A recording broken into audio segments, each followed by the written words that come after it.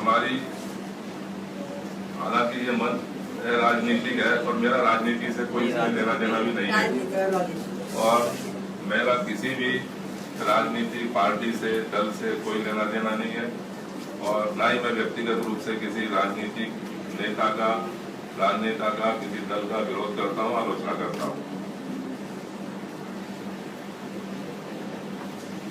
लेकिन एक बात ये जरूर है कि हमारी व्यवस्था में कहीं ना कहीं कोई ना कोई खोट है, जिसकी वजह से जो काम हमें कर देने चाहिए थे वो काम हम नहीं कर पाए। ऐसा नहीं है कि भाई हमारे लोग, हमारे देशवासी कोई मूर्ख हैं, ना समझ है या ऐसे योग्य नहीं है कि जो काम हम नहीं कर सकते। मुझे तो ऐसा नहीं लगा।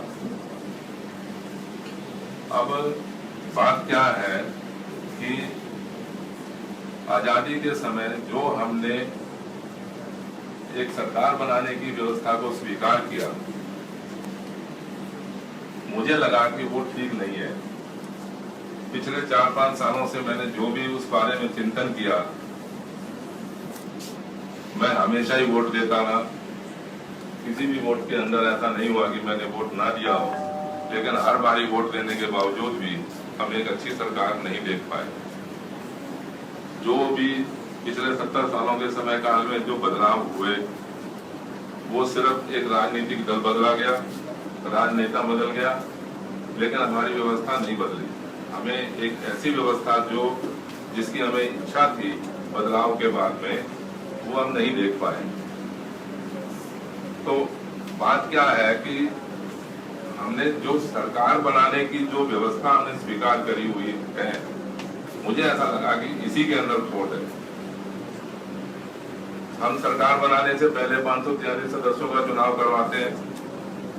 वो चुनाव होता है वोटों के बहुमत से, कि जिसको भी, चाहे कितने भी दल चुनाव लड़े, कितने भी उम्मीदवार चुनाव लड़े, कितना भी प्रतिशत मतदान हुआ, जिसको सबसे ज्यादा वोट मिल गए वो चुनाव में सदस्य के रूप में जीता हुआ माना जाता है। अब 543 सदस्यों का चुनाव हो जाने के बाद में जब सरकार बनाने का नंबर आता है, तब आप ये कहना शुरू कर देते हैं जी, कि कहना शुरू नहीं, वो तो आपका ये सिद्धांत है कि कम से कम 543 में से 272 सदस्य जिस नेता के पास समर्थन में होंगे, सरकार वही बना पाएगा। तो ऐसा क्यों है? पिछले 4-5 सालों से मैंने कितने ही लोगों से बातचीत करने की कोशिश करी, लेकिन मुझे इसका ठीक से, मेरे अनुसार, मेरे संतोषजनक मुझे उत्तर नहीं मिला।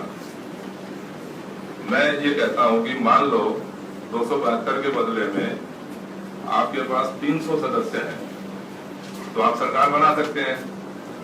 और 300 सदस्य वालों के पास में हम ये कहते हैं कि उसके पास सिर्फ 45 लाख वोटों से उसने 300 सदस्य जीत लिए। अब दूसरे नेताजी के पास में 243 सदस्य हैं। 243 सदस्यों वाले के पास, नेता के पास में, हम ये मानते हैं कि उनके सदस्य 55 लाख वोटों से जीते। तो सरकार बनाने का अधिकार किसका होना चाहिए?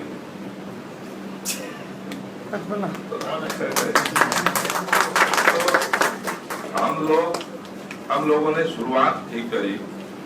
सदस्य के चुनाव तक हमारी प्रजातंत्र की राजनीति मुझे ठीक लगी कि वहाँ हर निर्णय वोटों के बहुमत से होते हैं।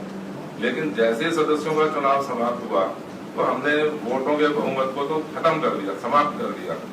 उसके बाद में वोटों का कोई लेना देना नहीं है।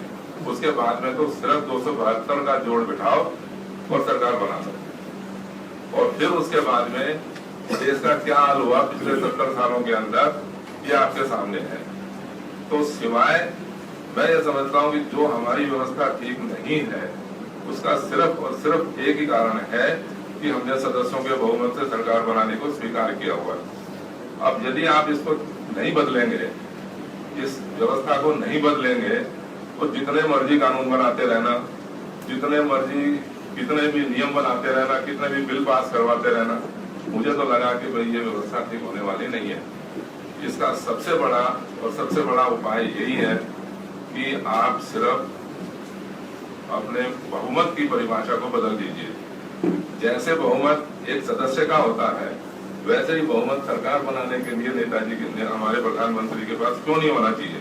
सरकार बना उस नेता की क्यों नहीं बननी चाहिए जिसके पास सबसे ज्यादा पूरे देश में वोट है?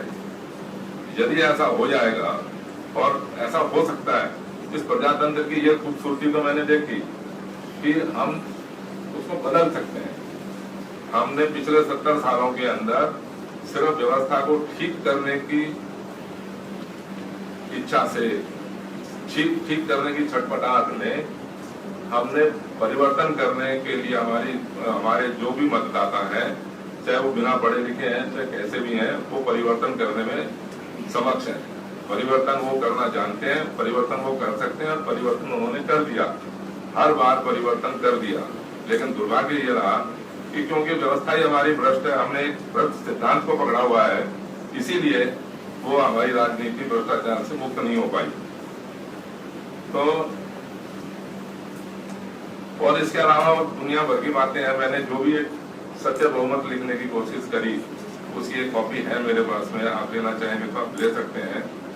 ऐसा नहीं है कि भाई मैं उसका कोई विज्ञापन करने के लिए यहाँ पर आया हूँ, लेकिन आप उस बात को समझ के जो आज की सदस्यों के बहुमत की राजनीति है उसका विरोध करो, चाहे वो कोई भी हो। आप उसको उस बात के ऊपर बातें करो कि भाई वोटों के बहुमत से हमें सरकार बनानी है, तो हम इस व्यवस्था को ठीक कर पाएंगे। मैं इन्हीं शब्दों के साथ, क्योंकि मेरे को कोई बहुत ज्यादा बोलना आता नहीं है, आप उसको कॉपी करके लेना चाहेंगे तो आप ले सकते हैं। धन्यवाद।